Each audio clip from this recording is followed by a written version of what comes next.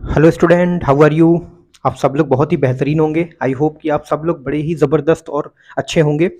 ठीक है, तो अब हमारा जो ये नेक्स्ट पार्ट है, इस नेक्स्ट पार्ट में हम क्या पढ़ेंगे, ज़ीरोज़ ऑफ अ पॉलिनोमियल। अब हमें समझना है कि ज़ीरोज़ ऑफ पॉलिनोमियल होता क्या है।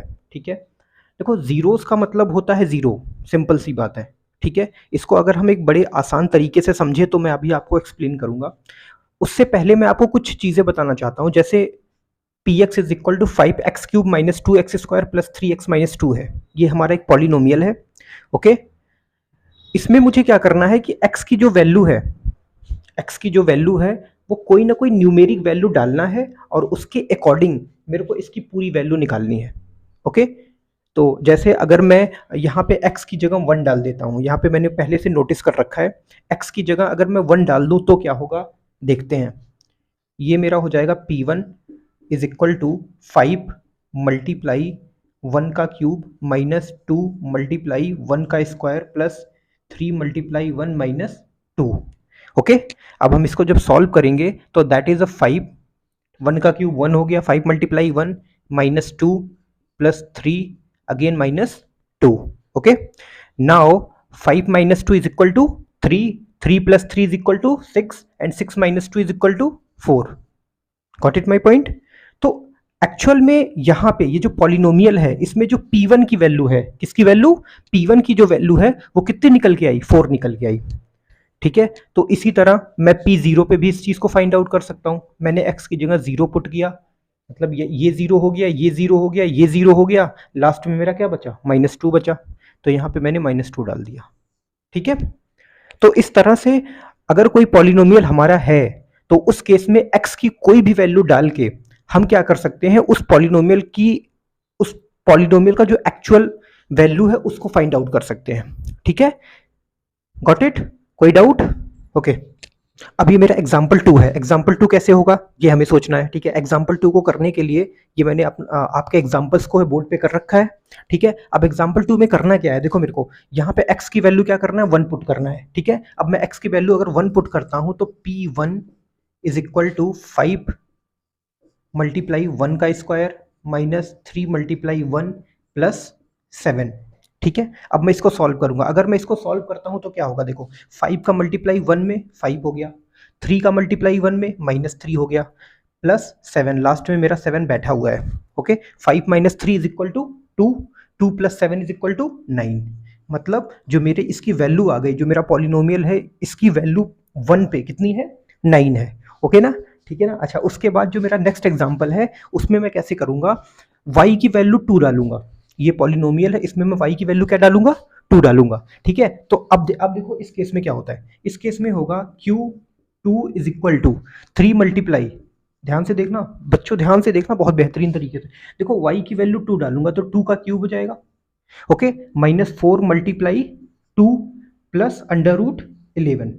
ओके, अब मैं इसको सॉल्व करता हूँ। सॉल्व करूंगा तो क्या होगा, देखो ये 3 है, 2 की पावर 3 है, 2 2 जा 4, 4 2 जा 8, मीन्स यहाँ पे 8 हो जाएगा।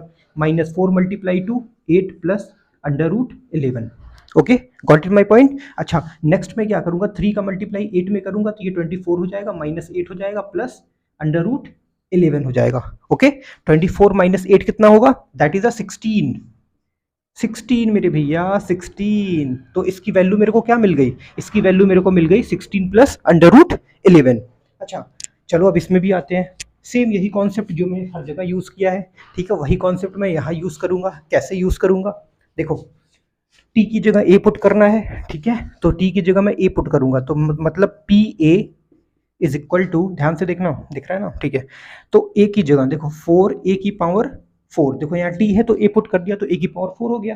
ठीक है, अब प्लस 5 में करूंगा। ठीक है, तो t की जगह a पुट कर दिया, 5a³ हो गया।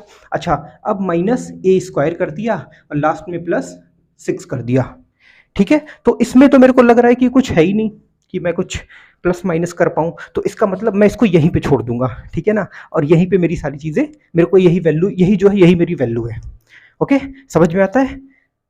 अब हम इस टाइप के पॉलिनोमियल को कंसीडर करेंगे, ठीक है। जैसे मेरा ये पॉलिनोमियल है x minus one, P X is equal to X minus one, ठीक है। तो अब मैं क्या करूंगा, यहाँ पे अब की बार मैं x की जगह 1 डालूंगा, ठीक है। अब मैं अगर x की जगह 1 डालता हूँ तो क्या होता है देखना, ठीक है। अगर मैं x की जगह 1 डालता हूँ तो p1 is equal to 1 minus 1 is equal to 0। आपने कुछ देखा, अब की बार कोई वैल्यू नहीं आई, अब की बार डायरेक्ट क्या आया, 0 आया। मतलब ये भी एक वैल्यू ही है, बट इस केस में ये कुछ एक स्पेक्टुलर केस बन गया, एक अलग केस बन गया। इसमें क्या है कि 1 को डालने पे ये 0 आ गया। तो ये जो 0 आया ना, क्यों कब आया, जब हमने 1 डाला। तो ये जो 1 होता है ना, इस 1 को हम इस पॉलिनोमियल का क्या बोलते हैं, 0 बोलते हैं, ठीक है। क्या बोलते हैं, 0 बोलते हैं, या फिर इसी को हम बोल सकते हैं ये सोल्यूशन भी है इसका, ठीक है। जैसे हम इक्वेशन जब सॉल्व करते हैं तो उसमें हम क्या फाइंड आउट करते हैं, समथिंग समथिंग करके इज इक्वल टू 0 कर देते हैं, तो वहां पे हम x की वैल्यू ही तो फाइंड आउट करते हैं। तो वैसे ही अगर कोई पॉलिनोमियल है, उसमें किसी वैल्यू को डालने पर अगर वो पॉलिनोमियल की वैल्यू 0 हो जाती है, तो उस नंबर को जो उसमें डाला गया था उसको हम उस पॉलिनोमियल को क्या बोलते हैं, 0 बोलते हैं, ठीक है। ओके, हाँ, सेम एक तरह का एग्जांपल और हम देखते हैं, Q X is equal to X minus two, ठीक है। अब यहाँ पे x इज इक्वल टू 2 है, on x is equal to 2, तो अब मैं क्या करूंगा, इसमें x की जगह 2 डालूंगा, ठीक है। तो जब x की जगह 2 डालूंगा तो q2 इज इक्वल टू हो जाएगा मेरा 2 माइनस 2 इज इक्वल टू 0। तो कहीं ना कहीं ये जो 2 है वो इस पॉलिनोमियल का क्या है, 0 है, ठीक है। अच्छा, अब कुछ लोग सोचते हैं कि सर ये तो आपने मन से सोच लिया कि हाँ यहाँ पे 2 में से 2 माइनस करेंगे तो 0 आ जाएगा, लेकिन कुछ ऐसा हो कि हमें समझ में ना आए कि डालना क्या है। तो ऐसे केस में बहुत सिंपल है, आपको क्या करना है कि जो पॉलिनोमियल है ना x माइनस टू, इसको आप कर दो इक्वल 0 कर दो, ठीक है। 0 को इक्वल कर दो, फिर यहां से x की वैल्यू निकाल लो, देखो x इज इक्वल टू 2। तो ये भी एक तरीका है किसी भी जीरो को फाइंड आउट करने का। अगर कोई पॉलिनोमियल है तो उसके जीरो को अगर हमें फाइंड आउट करना है तो ये भी एक तरीका है, ठीक है ना। Now consider the constant polynomial 5, ठीक है। इसको हम क्या बोलते हैं, नॉन जीरो कांस्टेंट पॉलिनोमियल बोलते हैं। हमें इसका जीरो निकालना है।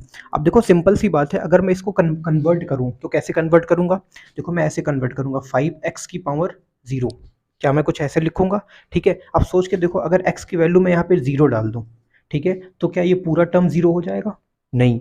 या फिर x की कोई ऐसी वैल्यू डालूं जो इसको 0 बना दे, ठीक है, इसको 0 बना दे, तो क्या पॉसिबल है, नहीं पॉसिबल है, ठीक है। आप कुछ भी डाल लो, ये पॉसिबल नहीं है। तो इसका मतलब हुआ, अगर आप इसको सॉल्व करोगे तो उसको आपकी वैल्यू मिलेगी ओनली 5, ठीक है, हमेशा 5 मिलेगी। आप x की वैल्यू कुछ भी डाल दो, ठीक है। तो ऐसे केस में मैं क्या बोल सकता हूँ, ऐसे केस में मैं ये बोल सकता हूँ कि जो नॉन जीरो पॉलिनोमियल कांस्टेंट होता है वो क्या होता है, उसका कोई भी सोल्यूशन नहीं होता, या फिर उसका जीरो नहीं होता है, ठीक है। ओके, अब लास्ट में हमारा आता है जीरो पॉलिनोमियल, ठीक है।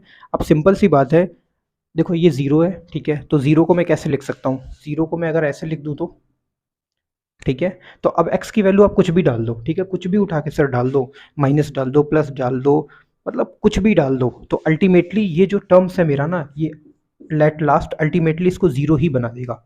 तो इसका मतलब यहाँ से हमको क्या सीखने को मिला, यहाँ से हमको ये सीखने को मिला कि every real number is a zero of the zero polynomial. मतलब कि हर एक नंबर, चाहे वो कोई भी नंबर हो, जितने भी रियल हो, ठीक है, पी अपॉन क्यू फॉर्म का हो या फिर रेशनल हो, इरेशनल हो, जो सब कंप्लीटली किस में आ जाते हैं, रियल नंबर में आ जाते हैं।